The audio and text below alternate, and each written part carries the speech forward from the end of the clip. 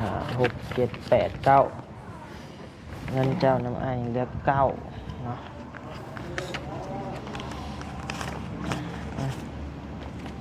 เก้าเอาให้เจ้าเก็บไว้โดยบางเทื่อมีค่าใช้จ่ายมื้ออื่นเด้อโดยบางเทื่ออ้ายมาบ่ทันก็เก็บไว้ก่อนโดยอ่ะขอบใจ เลย1 2 3 4 5 6น้ำบอนิวเรือ6เด้อพี่น้องเด้อเนาะเรือ6แสนกะประมาณ900กว่าบาทพี่น้องเอ้ยบ่ฮอดพันซับเนาะงบน้องเทพเดือเท่านี้แหละพี่น้องเอ้ยติดฟิล์มกะพันปลายคือกันเนาะแล้วก็เปลี่ยนยางอีกพี่น้องเอ้ยโอ้ยหมดจักสิไปได้ฮอดมือใดข่าวว่าเงินเดือน YouTube บ่ออกเนาะพี่น้องเนาะทางแม่บอนิวกับผาก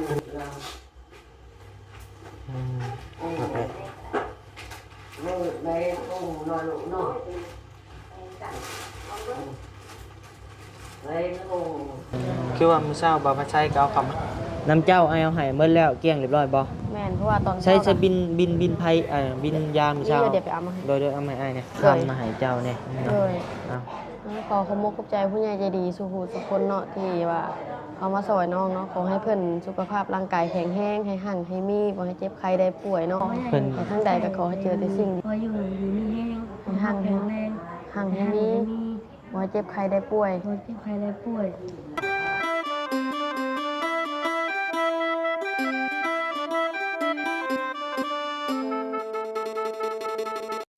เอาพี่น้องเอ้ยเนาะเปิดคลิปเปิดภาพบัดนี้พี่น้องเอ้ยมาอยู่กับบอนิว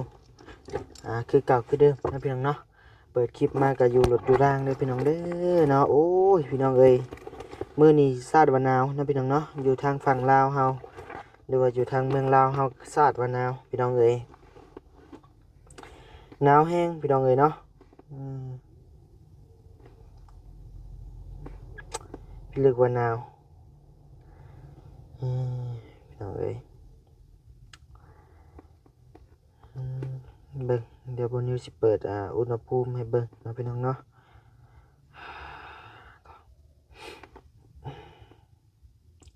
ใส่เน็ตบ่มีว่าซั่นเนาะเดี๋ยวบนนิวเชื่อมฮอตสปอตก่อนหรือว่าเชื่อมเน็ตก่อนนะพี่น้องเนาะเดี๋ยวนะพี่น้องเนาะเชื่อมเน็ตก็บ่ได้เชื่อม Wi-Fi บ่ได้โอ้นั่งในรถยังหนาวพี่น้องเอ้ยจักซำใดเนาะตอนบัดนี้เบิ่งอยู่เฮือนน่ะ15องศาเด้อพี่น้องเด้อเนาะ15องศาแต่ว่าตอนนี้บัดนี้เชื่อมฮอตสปอตหรือว่าเชื่อมเน็ตจากโทรศัพท์ที่บัดนี้ถ่ายคลิปนี่บ่ได้พี่น้องเอ้ยจักเพิ่นเป็นพี่สังบ่ขึ้นให้เอาสั้นแล้วนะพี่น้องเนาะทางบัดนี้ก็มาฮอบค่ำๆเด้อพี่น้องเด้อเนาะฮอบ7 โมงแรงพี่น้องเอ้ย7 โมง54 นาทีนะพี่น้องเนาะ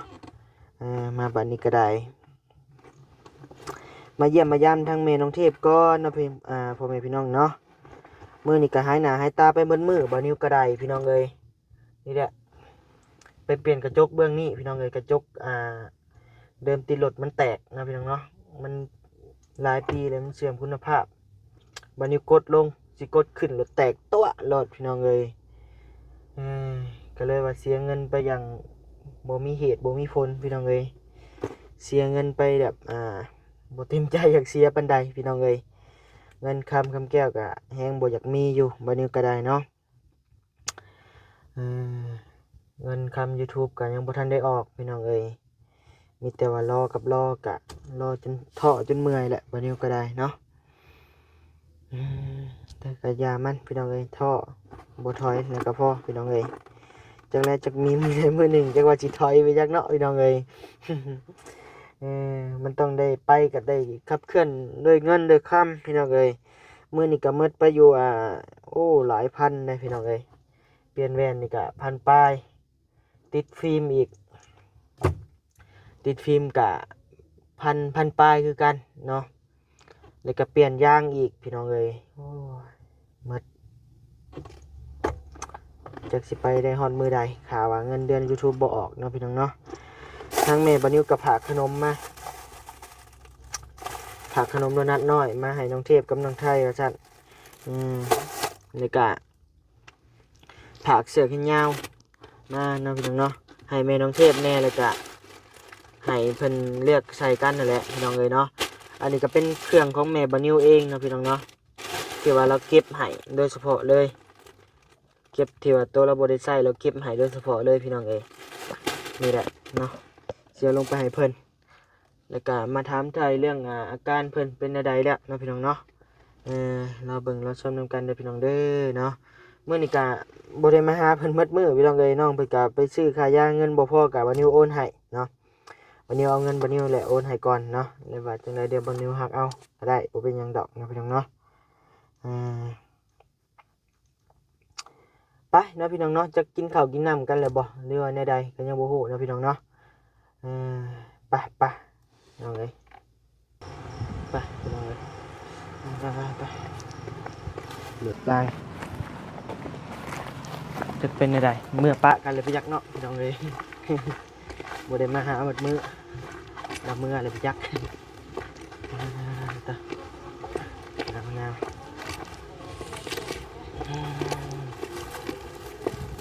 หนาวแห้งเรียนี่ตาอยู่แถวเหนือหรือว่าอยู่ลาวใต้ยักษ์ซีซัมได้พี่น้องเลยโมเมนต์10 องศาผู้พี่ยักษ์เนาะต่อใส่โดยบ่ได้มาหาหมดมื้อมื้อนี้หนาวอยู่บ่หนาว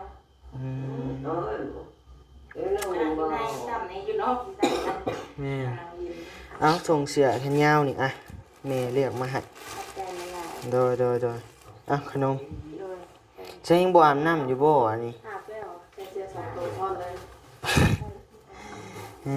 ใส่เลือกใส่เสื้อแขนยาวนี่เอาเจ้ากระทบใส่รถใส่ยาถอดเลยโอ้มืออื่นก็ได้เมื่อเลยเนาะนี่เนาะ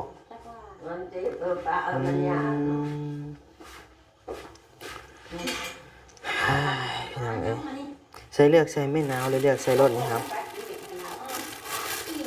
เลือกใส่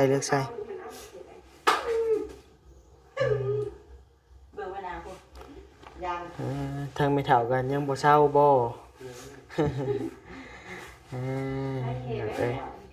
ใครเนี่ยแต่บ่เป็นหมอเองเลยบ่นะ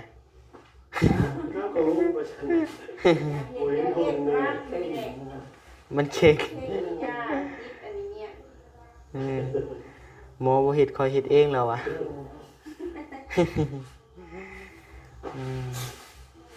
เป็นวัดแล้วบ่นี่กะอ้าว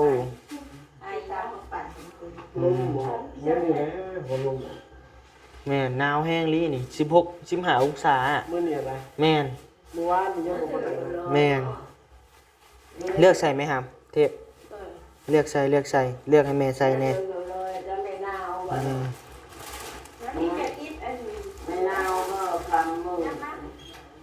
เลือกแม่ใส่แม่หนาวนะ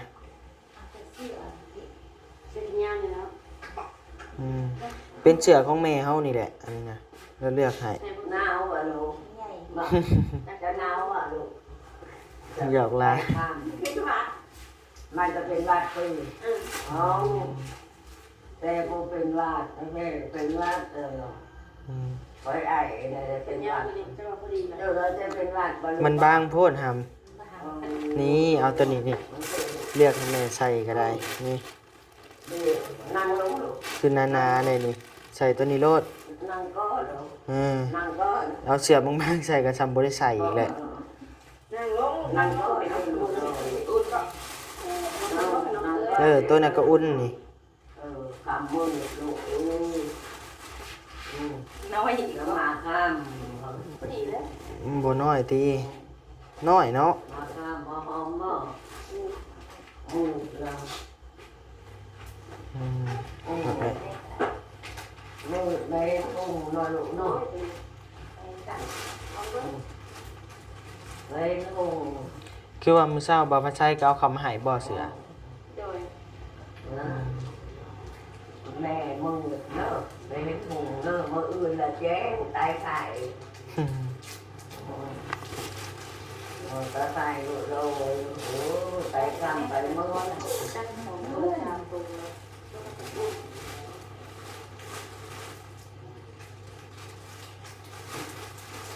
อันนี้เราอันห้อยมา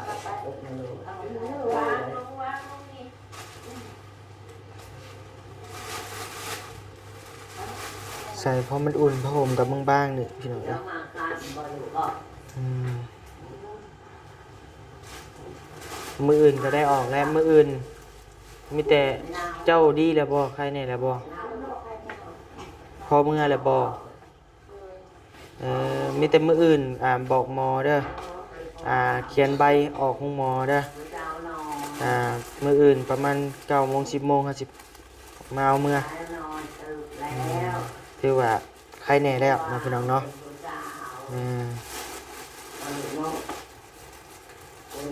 คะแนนยังไงดีเลยอันไข่ยุ่งนี่ประมาณ7 มื้อ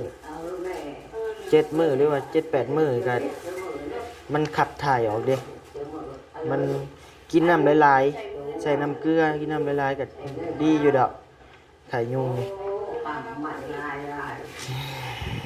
ใส่แกะกินนี่ไม่ห้ามขนมนะกินข้าวอยู่ใช่นะไปเอาอีกแล้ว เพิ่นให้อีกแล้ว cảmบอกcảm đã bảoบอกบอกโอ้การคนตะไดโอ้เอ๊ะว่าเอ๊ะคือแม่บ่บึงบ่ ไม่เท่าหยอกลาน ลานกับตาแพงก็ดอก เอ้ยเป็นพระเจ้าจะได้เจออายอีแล้วอายอีแล้วอยู่ที่เรา30,000 ติดไผ ท่านเอาได้กินล่ะ ติดหั่นแม่พระชัยบ่ โดย อืมโดยเดี๋ยวจะบอกให้เอาน้ำไม้บ่ โดย อืมโอเคต้องกินก็ได้เลย พี่น้องเอ้ย แล้วกินข้าวตายก้อน อยู่บ่น้ำพุ่นนี่ฮะ ยังไม่กินข้าว ใช้เอาเสือมาใช้นี่คืองามแท้ กินข้าวเลย เสื้อบ่าวเราให้ บอกว่าใช้เอาให้อืมงามเนาะเสือใหม่ๆเลยเด้อนี่ กิน เบิ่งมีไผเข้ามาเยี่ยมบ่มื้อนี้ ยังมีแต่บ่าวคนไซเขามาตอนเช้าแหละ โอ้ยไอ้ละ ครับอ้ายไปแปลงรถมื้อนี้ครับบ่ได้เข้ามาเลย ไปเอาไปนั่งนอกไปครับไป ไปหาไป เอาผ้าห่มมาตุ้มน้ำหนาวก็ได้เอามารถตัวหนาวแห้งพี่น้องเอ้ยบ่ให้เว้าเลยความหนาวนี่คุณนางพูดแหละตัวหนาวกระดกกระดิ่งเนาะครับเนาะปวดผู้พี่น้องเอ้ย หาแต่มามื้อนี้แหละเห็นบ่นอนพี่น้องเอ้ยคือสินอนบนมือแล้วเนาะเบิ่งมื้อนี้ เพิ่นหากระเตือนวางหนึ่งนี่ล่ะ ว่าเลยนะ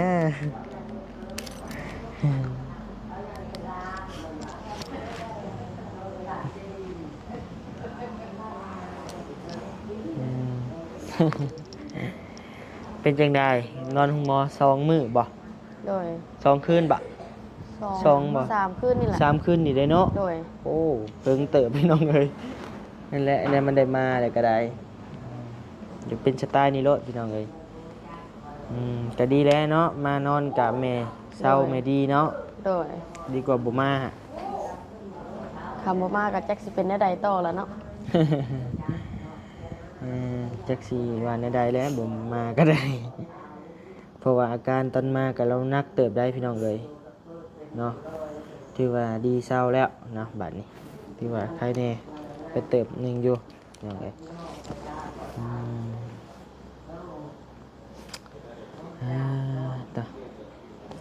มีแต่เจ้าขึ้นนั่งกับน้องไทยไว้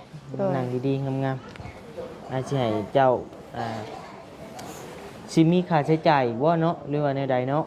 จักว่านี่แล้ว เอาเดี๋ยว ทางเบิ่งมื้ออื่นตอนเช้าลังเทื่อเพิ่นเอาเลือดไปกวดอีกเรื่องใดๆล่ะทางเบิ่งนี่แหละ โดยน่าจะมีเสียอีกเนาะเดี๋ยวไปแล้วครบจบในทีเดียวเลยเดี๋ยววันนี้สิสรุปให้เบิ่งให้พังนำกันว่าหมดงบไปเท่าใดนะพี่น้องเนาะงบตอนนี้กับบานิวก็เท่าใดเดี๋ยวเบิ่งก่อนนะพี่น้องเนาะบ่แน่ใจ น้ำเจ้าเอาให้หมดแล้วเกลี้ยงเรียบร้อยบ่ แม่นเพราะว่าตอน ใช้ เช้า บินไผ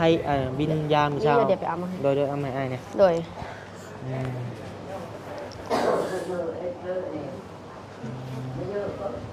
เป็นวัดบุนี่ก็ได้กินยาอยู่บ่หาม กินเลย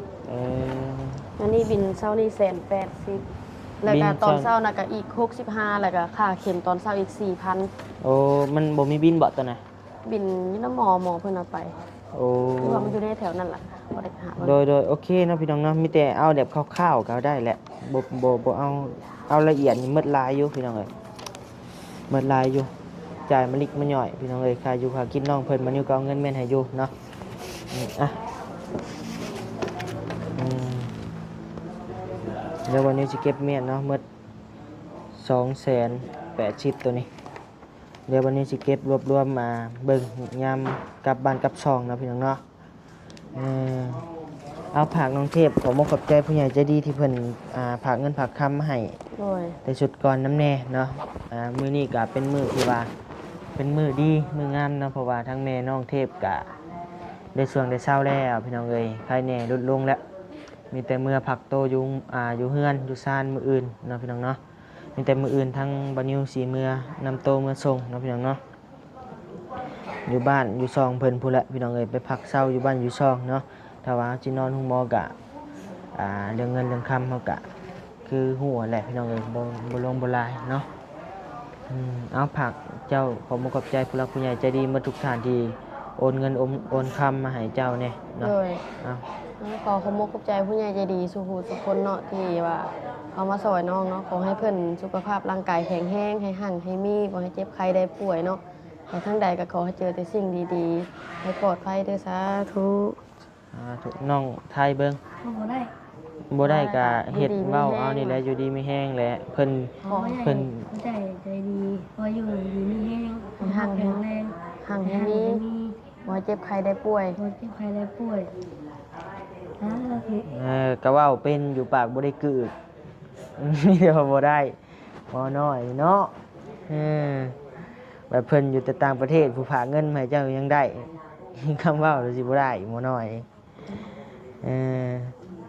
ฉันแหละพี่น้องเอ้ยเพิ่นยังน้อยเนาะ วันนี้ก็เว้าหยอกซื่อๆเด้อพี่น้องเอ้ยก็ดีแล้วดิช่วงเช้าเลยเด้บาดนี้เนาะเตรียมตัวมื้อเฮือนมื้อซาน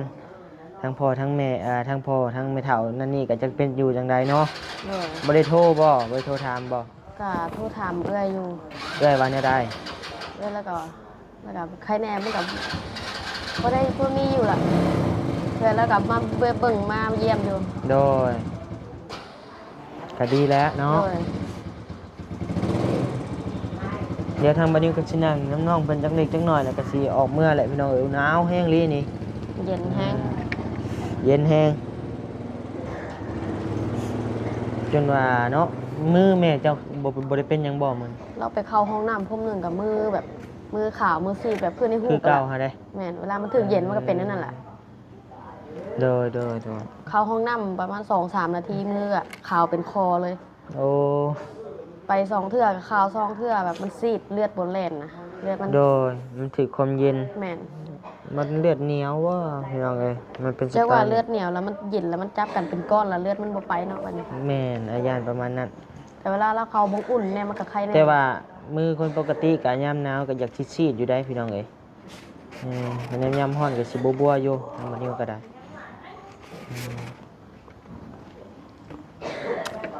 รอเบิ่งเราชมนํกันเนาะพี่น้องเนาะสิเป็นอยู่จังใดแต่ว่าตอนนี้ก็หยุดผ่อนก็ใช้ยาลงในแล้วพี่น้องเอ้ยมีแต่มื้ออื่นกวดเลือดถ้าบ่มีหยังผิดปกติก็ถือว่าได้กลับบ้านกลับช่องถ้าว่ามีเชื้อโรคยังลงเรืออยู่ก็ได้อยู่ก่อนนะพี่น้องเนาะต้องรอเบิ่งรอชมนำกันอีกเทื่อนึงนะพี่น้องเนาะติดตามชมไปนำกันได้อพี่น้องเด้อเนาะถ้า างบานิวก็ขอบคุณขอบใจผู้รักผู้ใหญ่ใจดีมาทุกท่านที่เขามารับชมคลิปบานิวโดยตลอดมาแล้วก็ส่งกำลังแรงใจมาให้น้องเทพทั้งแม่น้องเทพน้องไทยนะพี่น้องเนาะทางครอบครัวเพิ่นบานิวก็ขอบคุณขอบใจเด้อเนาะมีแต่ว่าบ่มีหยังกับบานิวสิเมื่อส่งมื้ออื่นนะพี่น้องเนาะแน่ว่ามีมาเชื้อโรคยังอยู่อีกก็อยู่ต่อ อยู่จนมันดีมันเศร้าพุ่นแหละจนเงินหมดพุ่นแหละคะแนนว่ามันยังเหลืออยู่ก็ได้พี่น้องเอ้ย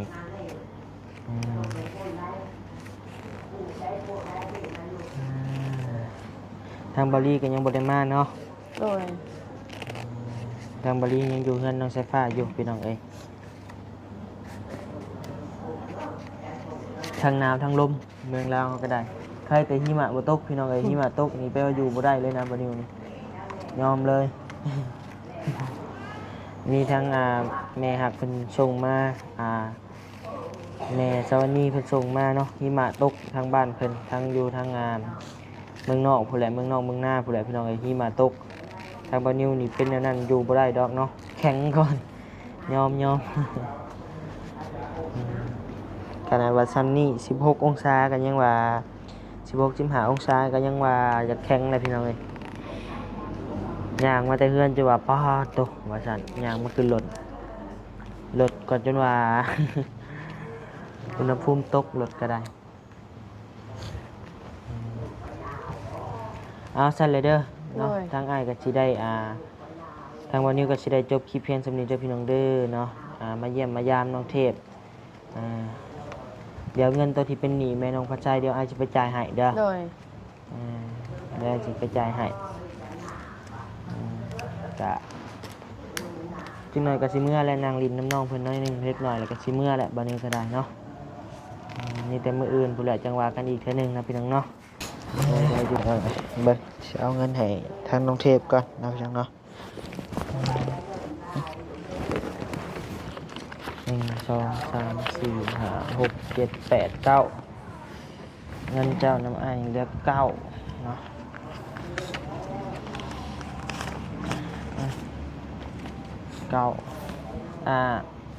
เอาให้เจ้าเก็บไว้ โดย บางเทื่อมีค่าใช้จ่ายมื้ออื่นเด้อ โดย บางเทื่อไอ้มาบ่ทันก็เก็บไว้ก่อน โดย อ่ะ ขอบใจ 1 2 3 4 5 6น้ำบ่นิวเหลือ6เด้อพี่น้องเด้อเนาะ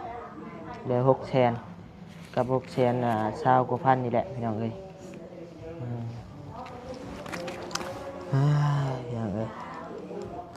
ลดหน่อยถอยลงเนาะพี่น้องเนาะ เก็บไว้บางเทื่อมีค่าใช้จ่ายเด้อแล้วก็เอาไปซื้อข้าวกินมื้ออื่นเช้านำแน่ โดย เด้อ